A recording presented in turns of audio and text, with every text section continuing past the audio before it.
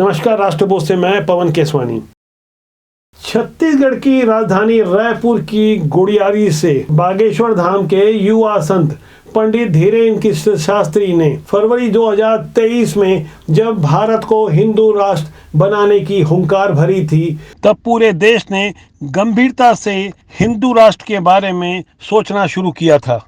इनसे कहीं पहले शंकराचार्य स्वामी निश्चलानंद सरस्वती ने स्पष्ट तौर से एक लकीर खींच दी थी और भारत के लिए कहा था कि भारत पहले ही हिंदू राष्ट्र है, इसकी आधिकारिक घोषणा भर बाकी है। आज मैं इस मुहिम के बारे में बात करूंगा जो छत्तीसगढ़ के गांव से निकल कर आ रही है। वह संदेश देने की कोशिश की जा रही है कि किस तरह से 15 अगस्त 1947 पर मजहबी आधार पर भारत के 3 टुकड़े किए गए। 2 टुकड़ा पाकिस्तान को मिला। उसके बावजूद मौजूदा दौर में भारत में करीब 8 राज्य ऐसे हैं जहां हिंदू अल्पसंख्यक हो चुका है। इन 7 राज्यों में 100 जिले और 203 तहसीलें शामिल हैं। भारत को हिंदू राष्ट्र बनाने के मुद्दे पर छत्तीसगढ़ के कवर्धा जिले की तहसील सहसपुर लोहारा के अनेक गांवों से हजारों की संख्या में ग्रामीण स्वस्फूर्त निकल कर आ रहे हैं, तहसीलदार को ज्ञापन दे रहे हैं।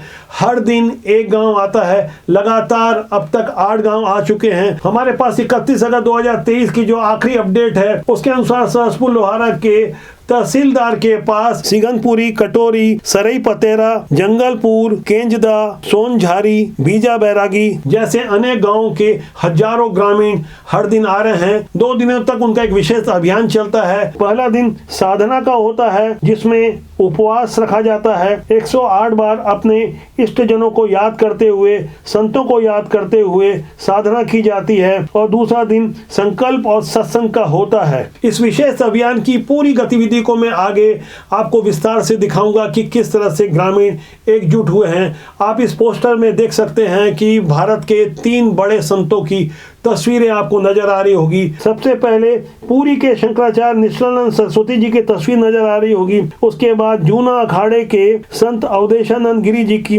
तस्वीर आपको नजर आ रही होगी। तीसरी तस्वीर जो आखिरी में आप देख रहे होंगे श्री श्री रविशंकर जी की तस्वीर है। आर्ट ऑफ लिविंग के गुरु श्री श्री रविशंकर जी से ही प्रेरित होकर यह अभियान चलाया जा रहा है जिसमें साधना, सेवा और सत्संग समाहित है। यहाँ सबसे बड़ा प्रश्न खड़ा होता है कि आखिर यह आंदोलन चलवा कौन रहा है, इसके पीछे है कौन। तब आपको जान के ये आश्चर्य होगा कि दरअसल यहाँ कोई बड़ा चेहरा काम नहीं कर रहा, बल्कि सहसपुर लोहारा का युवा मित्र मंडल है जो पिछले 10 सालों से हिंदुत्व के लिए रैली निकाल रहा है, भगवा सत्याग्रह को गति दे रहा है। लगातार 10 सालों से भगवा ध्वज के माध्यम से हिंदुत्व की बयार बहाने की कोशिश की जा रही है। अब आपको यह जानकर आश्चर्य होगा कि इसके लिए कवर्धा का इलाका ही क्यों चुना गया।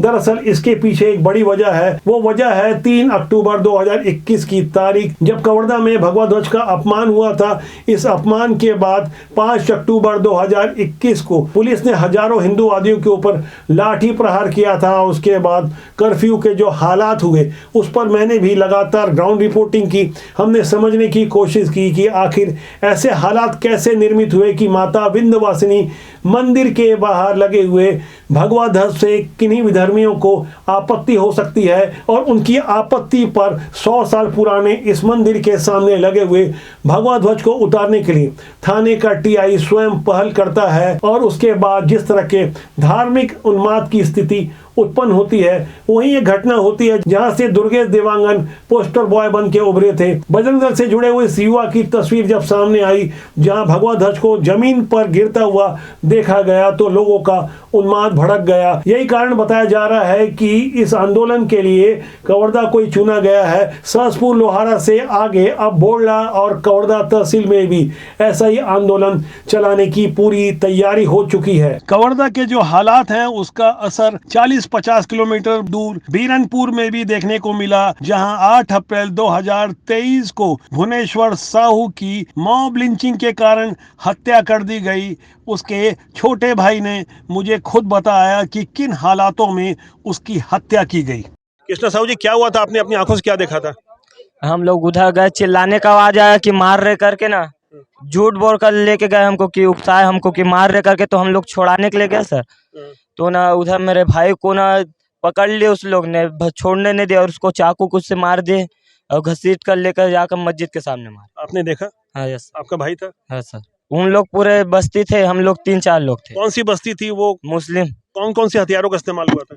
टंगे है, चाकू है, जो हाथ में आया उससे मारा है। बीरनपुर की खौफनाक वारदात को जिन जिहादी मानसिकता के लोगों ने अंजाम दिया, उसे लेकर अब राजनीति भी परवान चढ़ गई है। 2023 में छत्तीसगढ़ में विधानसभा चुनाव है। इस बारे में भाजपा के प्रदेश अध्यक्ष अरुण साव का हाल का कुछ बयान इस तरह से था।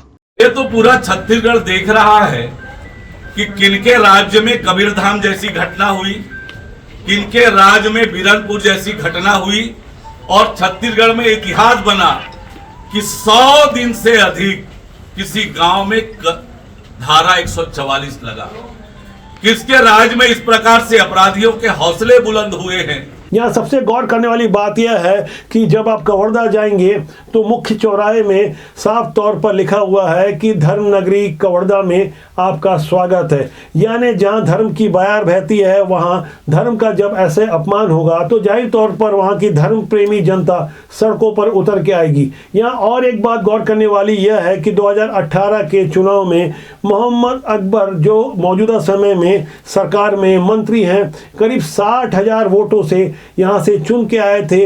यह इलाका हिंदू बाहुल्य है, बावजूद इसके एक मुस्लिम जनप्रतिनिधि को यहाँ की जनता ने चुनकर भेजा। यानी कुल मिलाकर यहाँ सांप्रदायिक उन्माद वाली स्थिति पहले नहीं थी, लेकिन अब ऐसा क्या हो गया कि हिंदूवादी एकजुट हो रहे हैं और अब हिंदू राष्ट्र भी कहीं पहले हिंदू ग्राम की मांग कर रहे हैं। उनकी मांगों को समझने के लिए आपको उन ग्रामीणों की बातों को सुनना होगा, समझना होगा कि आखिर कवर्धा में चल क्या रहा है।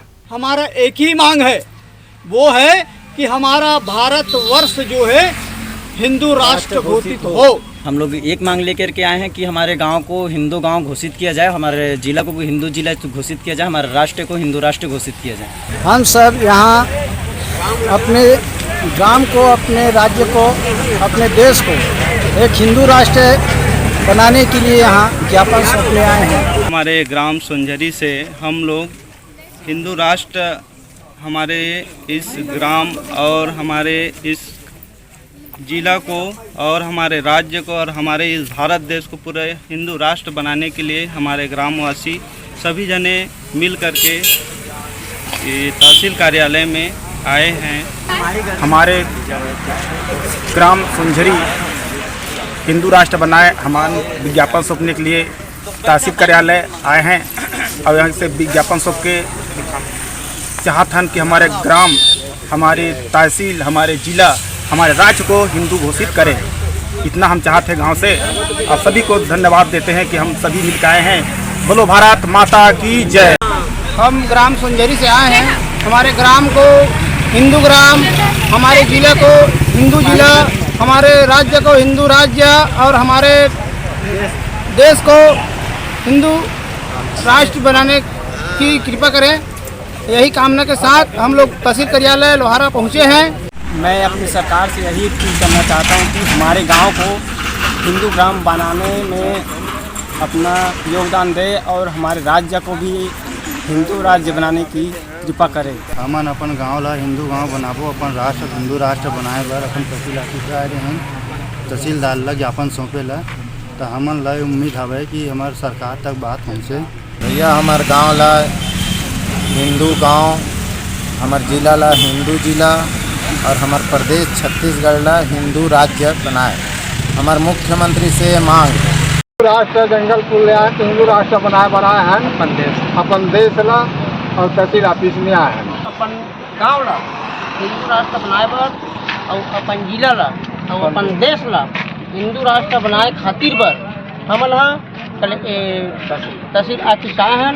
ग्राम ला हिंदू राष्ट्र बनाए हैं और अपन देश ला और यह ला सौंपे हैं का कहते तहसीलदार ला के आगे अपन हिंदू राष्ट्र बनाए इसे की के जय जय श्री राम। जय श्री राम। अपन ग्राम, अपन जिला और अपन देश ला हिंदू राष्ट्र बनाने के लिए तहसीलदार पर ज्ञापन सौंपे लाइन। आप जिन ग्रामीणों की बातों को सुन रहे थे वो साफ तौर पर अपनी मांग रख रहे थे और तहसीलदार को जो ज्ञापन दे रहे थे वो ज्ञापन की कॉपी भी आप अपनी स्क्रीन में देख सकते हैं, जिसमें साफ तौर पर राजपत्र में हिंदू ग्राम घोषित करने की मांग की गई है। कवर्धा जिले को हिंदू जिला बनाने की मांग की जा रही है और भारत को हिंदू राष्ट्र बनाने की मांग की जा रही है। ग्रामीणों की मांग है कि जब किसी इलाके को या किसी जिले को नक्सल जिला घोषित किया जा सकता है तो कवर्धा को हिंदू जिला क्यों नहीं घोषित किया जा सकता। हमारे संविधान का अनुच्छेद 19 कहता है कि सबको विचार अभिव्यक्ति की आज़ादी है।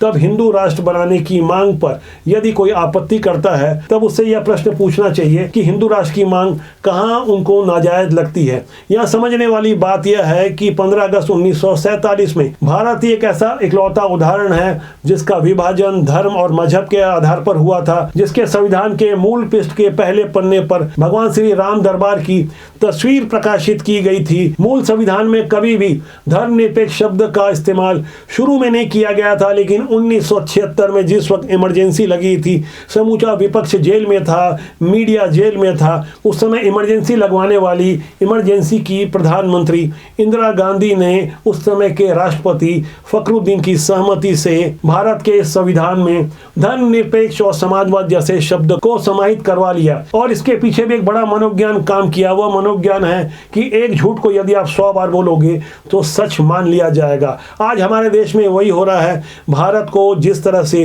जोर जोर से सीना ठोक कर धर्मनिरपेक्ष बताया जा रहा है, वस्तुतः भारत का मूल संविधान कभी भी धर्मनिरपेक्ष होने की इजाजत नहीं देता था। भारत का विभाजन ही हिंदू और मुस्लिम संप्रदाय के आधार पर हुआ था। यदि मैं अपनी खुद की बात करूं तो मैं खुद सिंधी समुदाय से आता हूं। हमारी पूरी कम्युनिटी को जबरदस्ती बिना हमारी मर्जी के निर्वासित कर दिया गया, अपने ही देश से हमको अलग कर दिया गया। अखंड भारत का हिस्सा था सिंध, जहां हमारी जमीन जायदाद सब कुछ था, लेकिन जिस तरह से अत्याचार किए गए, जिस तरह से बलात्कार किए गए, जिस तरह से लूटपाट की गई, सिंधियों का और पंजाबियों का वो असल इतिहास ही नहीं लिखा गया। जहां रोने की आज़ादी नहीं थी। अभी 32-33 साल पहले कश्मीर में जो कुछ हुआ, कश्मीर फाइल फिल्म के माध्यम से पूरे देश ने देखा, लेकिन भारत विभाजन की असल स्टोरी कभी नहीं बताई गई। आधी अधूरी बातें जो छन कर आती है उससे ही रोंगटे खड़े हो जाते हैं। आप इससे अंदाजा लगा सकते हैं कि जब देश का विभाजन ही हिंदू और मुस्लिम के आधार पर हुआ था तो आज का भारत